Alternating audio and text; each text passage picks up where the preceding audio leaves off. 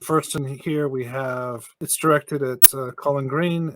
Yeah, Colin, can you provide us with one explicit doctrinal text in the scriptures that clearly express the doctrine of the Trinity? Doctrinal text. I would probably go with what I said before. Is it's show not tell. I'm trying to think of some of the places. So I find lots of places in the Bible where you can put a finger on the page and say, "Oh, that's a 3-in-1 God there. I can see that. That's a 3-in-1 God on this page." But it's not a doctrinal text. It's what's happening, what God is doing, and how God is relating to the people around him. So I think if I was being very direct with a very direct question, say no, I don't see a doctrinal text. What I see is God revealing himself. Oh, I would just add quickly, there is none. I agree with Colin. There is no explicit Trinitarian text. There is what looks like and sounds like a non-Trinitarian text. Again, the Shema. I find it hard to believe that a simple phrase like one Lord, can mean more than one Lord. One Lord simply means one Lord. One Jehovah, Yahweh is one Yahweh. So those are clear, explicit, in my view, in the view of Judaism, which was not Trinitarian. And to this day, Bible-believing Jews are obviously not Trinitarian. Yeah, I side with that. Okay, great. The next question is directed to Carlos. How can you say that Jesus is not worshipped as God if he commands us to honor him as we do the Father, which would include worship? Yes, we honor the Son as we honor the Father, who is God all the time. The Gospel of John is interesting. It's what I call the favorite Trinitarian Gospel, the Gospel of John. But it's the Gospel that shows that God, the word God basically, equals or just is the Father, I believe 20 or 30 times, according to my count. That's the most of any of the other Gospels. So yes, Jesus is worshipped alongside his Father. Similarly, in I believe it's 1 Chronicles 29:20, the king, I believe it's Solomon, is worshipped alongside Yahweh. Everyone, the whole of Israel bows down to the king and to Jehovah God, who is the Father, obviously. The key thing here in the debate question, did the New Testament Christians worship a triune God, is actually the word worship. That is the key thing, and I'm grateful for Colin to ask about that, because there's a difference between the practice of worshiping and who you worship. In other words, the object or the subject you're worshiping, as opposed to just the act of obeisance or worship or prostrating on the ground. So that's very important to understand in the Bible. Carlos didn't quite agree with me when he thought he was. Carlos was saying, I agree with Colin that there's no explicit text. What I'm saying is there are explicit pictures. There are explicit word pictures. Explicit in a good sense, not in the police sense. The police are not looking for explicit pictures. Explicit Semitic word pictures, not explicit text. Also, Carlos is saying Bible-believing Jews are not Trinitarians. Actually, some Bible-believing Jews are Trinitarians. Not all Bible-believing Jews are in Orthodox Judaism. There are Bible-believing Jews who are good Trinitarian Christians. El Shaddai, Jesus isn't called El Shaddai. Sorry to bring this back, but the word El Shaddai doesn't occur in the New Testament anywhere. Not used of God the Father or God the Son. It's a bit of a moot point. Oh, and I didn't say all divine titles. I didn't claim that all divine titles used of Jesus. I said some are and some aren't. So it's a bit of a moot point to say that some aren't when some are, you know. Great. The next question is for you, Colin. Mm-hmm. How do you view early Christians who taught that the Trinity was a heresy like Irenaeus, and how do you view heretics like the Gnostics who believed in the Trinity? So Irenaeus is my favorite of all the church fathers, and he doesn't say the Trinity is a heresy. He never uses the word Trinity, so you happen to be coming from that. Not that it matters particularly, but you have to think, what are you looking at in Irenaeus that makes you think that he is talking about Trinity? I do think he talks about Trinity. Do you have any response for that, Carlos? You would have a very tough time proving that any anti-Nicene church father, that is, church fathers before 325 AD, were full-blown Trinitarians. The earliest are Irenaeus, Tertullian, Justin Martyr. they're not Trinitarian as we understand Trinitarianism today. Yes, they talk about Jesus as God or Jesus is God as a title many times, but I would actually ask people to read a famous Catholic scholar I know from olden times, Colin, but Karl Rahner, a well-known scholar, and he actually observes that primarily in the church, so-called church fathers before Nicaea, the Father is the only God supreme par excellence. There are no Trinitarians as we know Trinitarianism today before that time. And I think just on the heretic part, there is I believe it is Irenaeus, who talks about how some so-called Gnostics at the time were believed that Jesus was a pre-existent person or being that came in through Mary like water through a pipe or something like that. And they were called the Valentinians. So there were a lot of, very weird sounding beliefs in the early days. That might be It could the be. point I there. don't think you're Sure. sure about, you mentioned Tertullian and the others. This is a moment where I'd just very likely briefly to give a few quotes then, if I may. Because when Carlos is saying not Trinitarians as we know it, I think what Carlos is thinking of, but correct me if I'm wrong, is what position they held on the spectrum of Greek philosophical ideas about the Trinity. What I'm interested in is what people really were talking about before Greek philosophical ideas took over, which they clearly did. So people did stop talking about the Trinity the way I did. But if you go back to the model I'm using, what they say about the Trinity as being the triune God of the temple, the three in one God of the temple, they are Trinitarians. If you set aside that the Greek philosophical language is not the only game in town, what if you allow them to speak in Semitic terms? So if I may just very briefly, and I'll just do a couple, I'll keep the short ones. So for example, post Nicaea, you've got Augustine saying this. God then, this is Augustine, God then dwells in his temple, not the Holy Spirit only, but the Father also and the Son. The temple of God then, that is of the Supreme Trinity as a whole, is the Holy Church. Yeah, and he makes the point, if the Holy Spirit was a creature, he wouldn't have a temple. Similarly, post-Nicene, then I'll give some pre-Nicene ones. Cyril of Alexandria. For the fullness of the holy and consubstantial Trinity dwells in us through the Spirit. And truly, Paul says, do you not know that you are God's temple and the Spirit of God dwells in you? Yes, and Christ himself. If a man love me, and he carries on, they all use the same verses. If I go pre-Nicaea, for example, we've got this from Cyprian.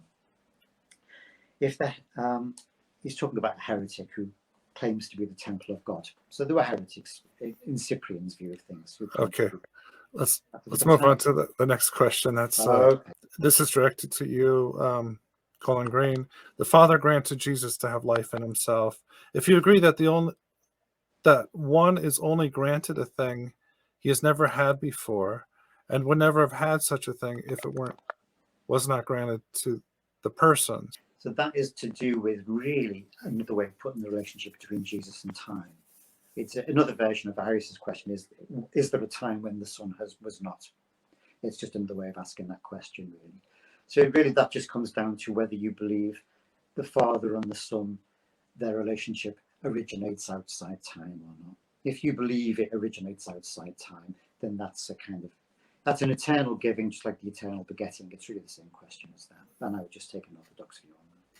Yes, eternal generation has been debunked by other Trinitarians and very noted Trinitarians, as you probably know, Colin. Subordinationism is also big among Trinitarians. There are some modern Trinitarians who hold to subordinationist views, that is, that the Son is less than the Father, because obviously a Father is greater than a Son, as Jesus himself says. As to the question of granting life, so the texts are these: John 5:26. Jesus speaking, as the Father has life in himself, he has granted the Son to have life in himself. And I'll throw in another one, John 6:57, just as the living Father sent me, I live because of the Father. that's a very odd thing for a eternal son or a God the Son to say. How is it that he is dependent on someone else if he himself by nature is God? And just quickly, Tertullian in Against Hermogenes famously said there was a time when neither sin existed nor the Son. And that's a famous quote. And this is why predominantly most scholars would agree that there were no Trinitarians before Nicaea. That's your quote from Tertullian, so I'll give you mine if I may. And this one is Tertullian on modesty, book 7, where Tertullian says, the church community is the group, he says, and this is the quote, the church community is the group in whom is the Trinity of the one divinity, Father, Son, and Holy Spirit. So those are Tertullian's words. The church community is the people in whom is the Trinity of the one divinity, Father, Son, and Holy Spirit. You know, those are his words. I'll give you a chance to respond, Carlos, since this is kind of peripheral to the question. If we may, just keep to the answers. So just Yeah. each one answer the question so we can get the most questions we can, not go back and forth. Thanks. Carlos, this is a new question.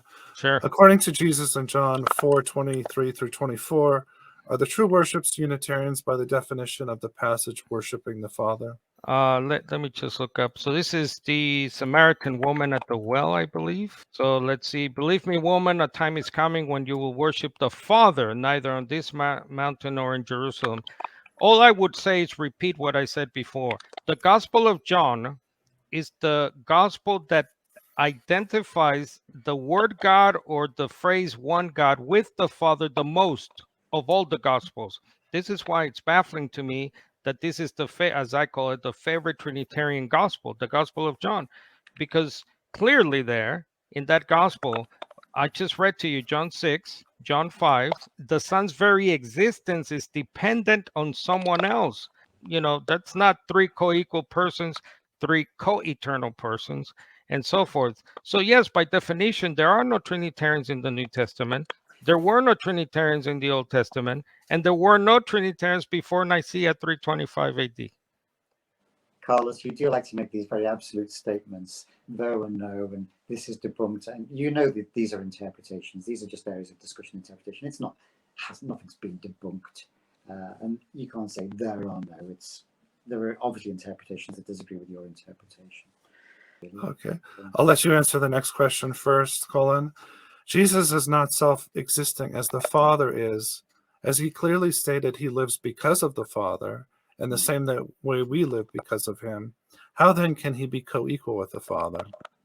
That's a really great question. It's one of the classic questions, isn't it, of Trinitarianism? And it is a Trinitarian position that the Father is the source. God the Father is the source. And you'll hear phrases, a phrase I do like is they are mutually sufficient. I do like that. They don't,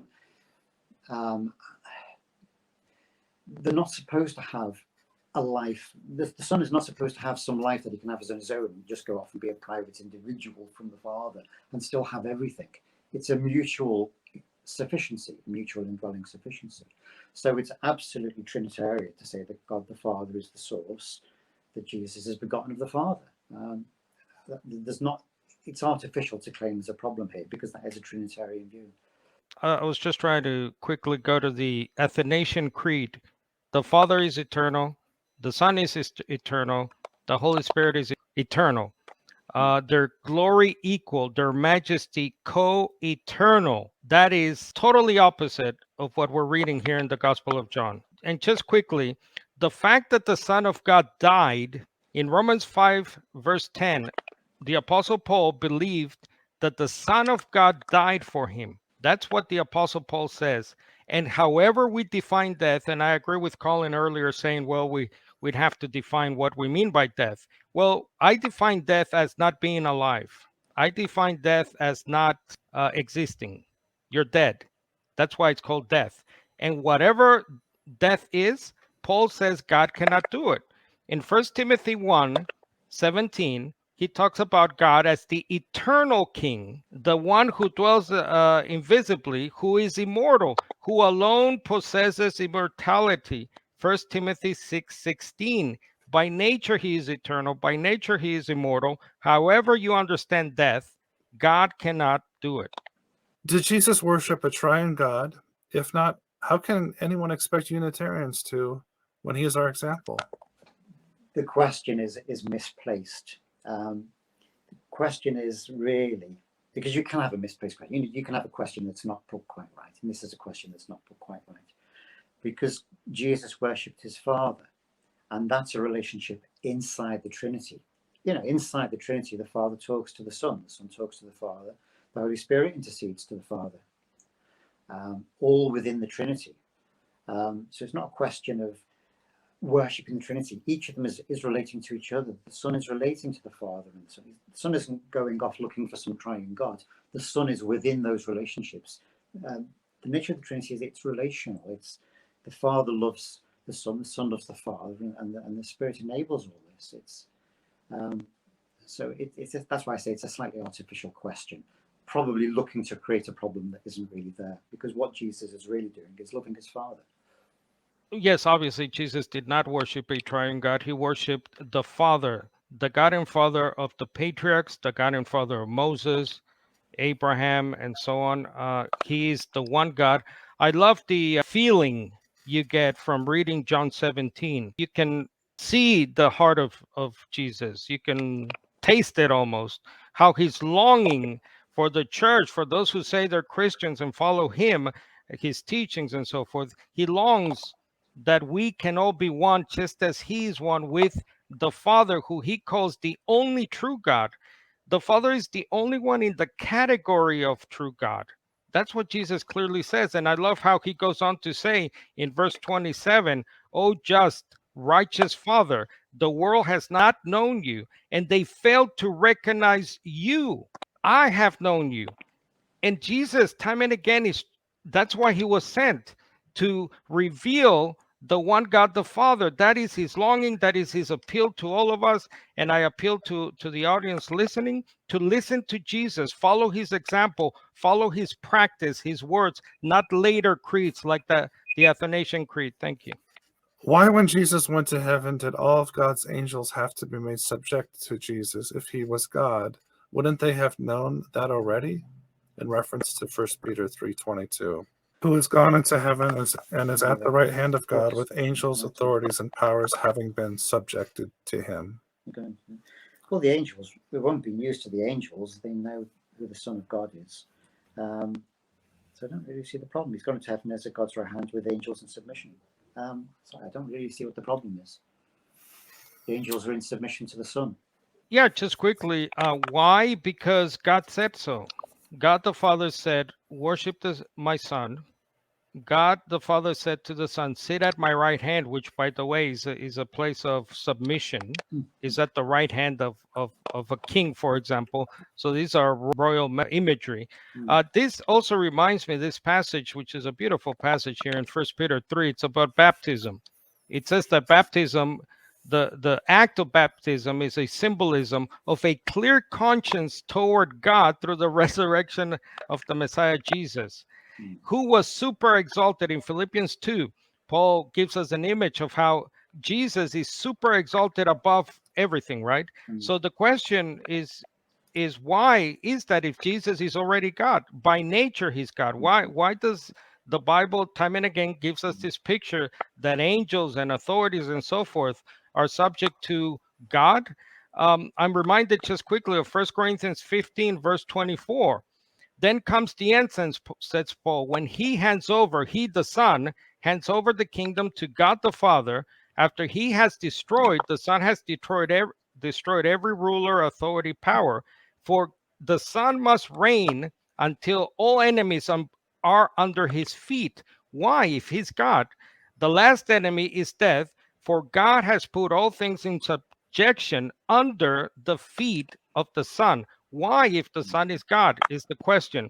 All things are subject to him. And then, says Paul in this great sort of climax, 1 Corinthians 15, verse 28, when all things are subjected to him, then the Son, listen, the Son himself will also be subjected to the one, not the three, who put all things in subjection under him. so that God, that is the Father in the context of the whole Bible, if not the chapter here, so that God may be all in all.